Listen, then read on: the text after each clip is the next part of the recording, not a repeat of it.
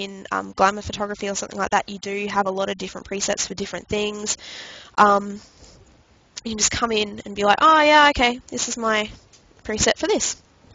So there we go. I think that kind of concludes our very quick crash course in Lightroom. Does it? No? We got more. Did we want to go over rating and starring? Rating and starring, just as yeah. a final little thing? A final little thing. This is important.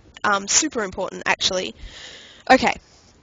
So within Lightroom, you've got these filters. And these are here, and we have flags and we have stars. And usually you actually won't have this up, so what you'll have to do is come over here, click on this, and click on you know, what filters you want to be up there. Cool. So what I'm saying is this won't actually be up there as soon as you load Lightroom for the first time. You've actually got to come over here and click. Yeah. Does that make sense? So I guess the basic premise for this part is that Lightroom is designed for working with millions and millions of files. Yes, yes. All your files. So this is, you have to find some way of like organizing your files and sorting through them, which ones are good, which ones are bad. Yeah. And that's what this is all about. Exactly. Beautiful. Okay, so I'm going to, for example, say I've just shot this. This is straight out of the camera, which it pretty much is. Alright, so I'm going to come in here. I can use my left and right keys to move along my my little, thumbnails down the bottom. So, and I can use my 1, 2, 3, 4, 5 keys to star things. So say I really like, this is, an image that I quite like, or I want it to be sorted into a folder of some description. So I go 1 for 1 star, 2, 2 stars, 3, 4, 5. The idea of this is meant to be whether or not it's your favorite photo. So 5 stars is like, yes, this is a killer image. I love this image. So, or you can hit 0 to go back to 0 stars. You can also set your flags. So flags are like, okay, so I'll start off. Flags are like, so set flag, flagged, unflagged, and rejected. I honestly don't ever use flagged and I don't ever use flagged, to be perfectly honest. So I can't remember the shortcut key for that one. But basically to reject something, say I quite like that image, and I quite like her smile there, but for example, this photo of Imogen maybe isn't what we're looking for. So I'm just going to hit X on that. And I've just hit X on my keyboard, which has rejected that image. It is brown, we don't want it. Cool, I like that. That is an awful black and white that I did before, so let's say I don't like it. And you can sit here for, the beginning of your shoot and go, yeah, I like that, I don't like that, and hit rejected. And my computer is having a spasmoid because it's running a lot of things. Cool. So you kind of get the idea of that.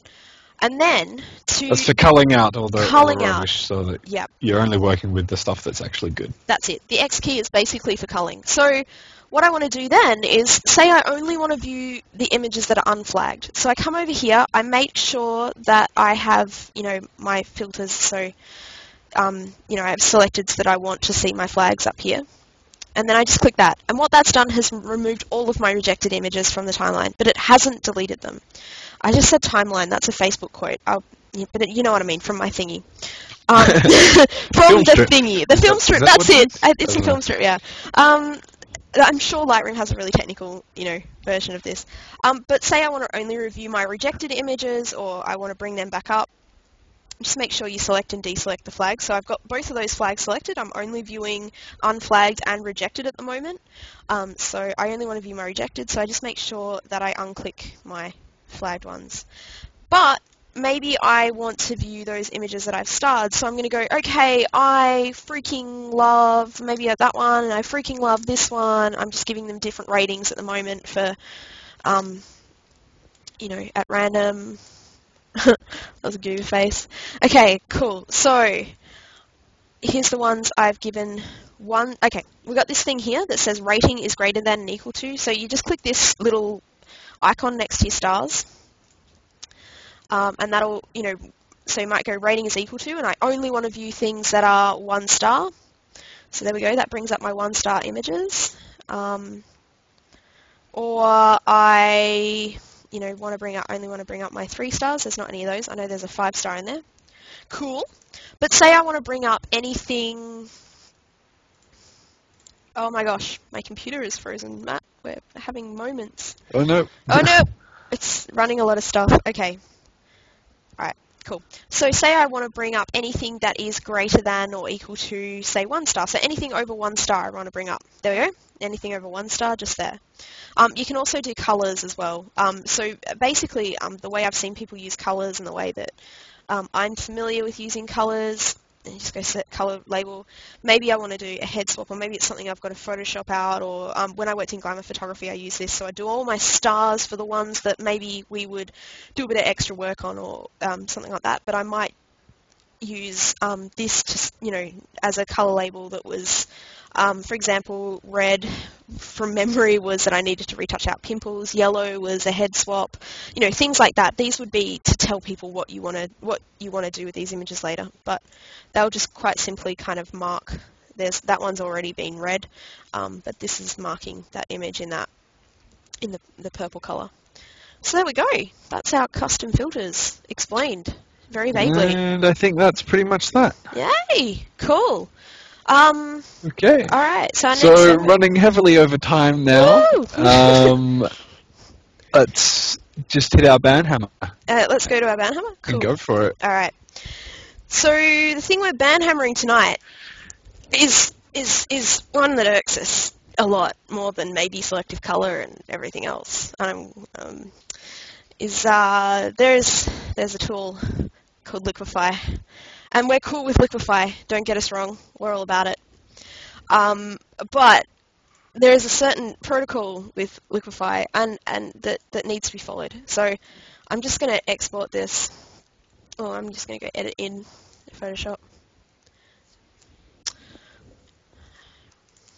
I should have actually had this organised earlier, but we were a bit short for time before the show. We were indeed short for time. We were. You may have noticed this whole episode has been a little bit rushed. Not our fault, I swear. No, it was. Okay, cool. So we can see a kind of an image of a girl standing. This is Jetta. She's lovely, and she's standing in front of an archway. And it's a very crooked archway, but that's all right. For all intents and purposes, we can, We can live with that. So, Liquify is a really handy tool, and it can be used for, I use it a lot for when clothes aren't in the right place. For example, if a piece of clothing may fold out and make someone look massive or something like that. It's a quite controversial tool as well.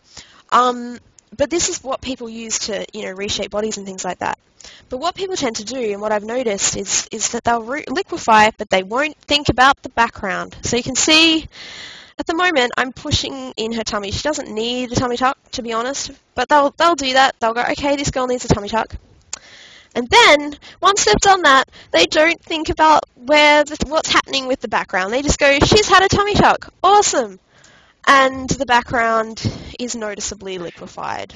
She's super hot now, but she looks like she's entered the 5th dimension. What are you people thinking when you do this? There's a way to deal with this, and that is just liquefy with a smaller brush and just clone and, stamp tool these things out. Yay. And usually the reason why this will happen, you will see it mostly in Facebook photos of people either enlarging certain areas of their body. Yes. This happens with both males and females. Yes. And the results can be quite hilarious. They can be. And we're all secretly laughing at you. We are. I'm sorry. So don't do it. Don't do it. Just be aware of your backgrounds. Stealthily Photoshop. Just whenever you're using the Liquify tool. Exactly. Wicked. So we're going to cut to a break now.